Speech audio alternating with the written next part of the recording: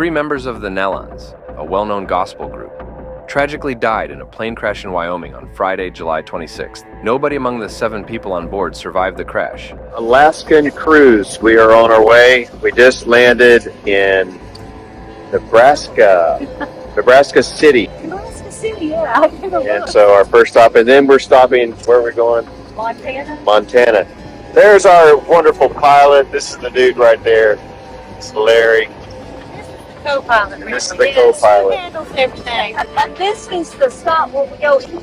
Right there's the right No, that's it. Kelly Nellen Clark, her husband Jason Clark, and their daughter Amber Nellen Kistler were confirmed among the deceased. The crash also claimed the lives of Amber's husband Nathan Kistler, their assistant Melody Hodges, pilot Larry Haney, and his wife Melissa. The Nelons were en route to the Gaither Homecoming cruise in Alaska when the accident occurred. The only family members not on the flight, Autumn and her husband Jamie, were informed of the tragedy upon landing safely in Seattle. Autumn expressed her gratitude for the prayers and support from the community during this tough time. The National Transportation Safety Board's spokesperson, Keith Holloway, pointed to a possible autopilot issue. Former crash investigator Dr. Alan Deal, who has worked for the NTSB, FAA, and U.S. Air Force, shared his thoughts on the incident, suggesting that the passengers might have experienced sheer terror as the single-engine Pilatus turboprop airplane went down. Dark terror, he said. That's what you usually hear in my novel, when I talk about John F. Kennedy Jr. falling from the sky.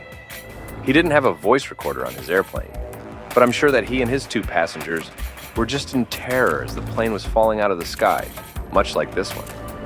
He added, "We don't know.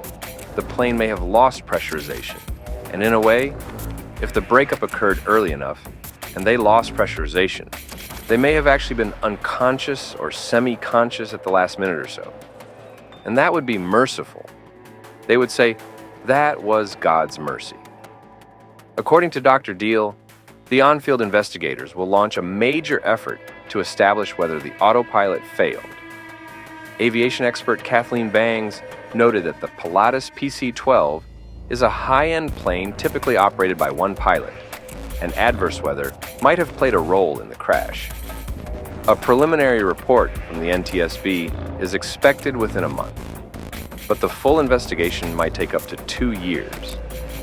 The Nelons were inducted into the Gospel Music Association Hall of Fame in 2016 and have won several awards for their contributions to gospel music.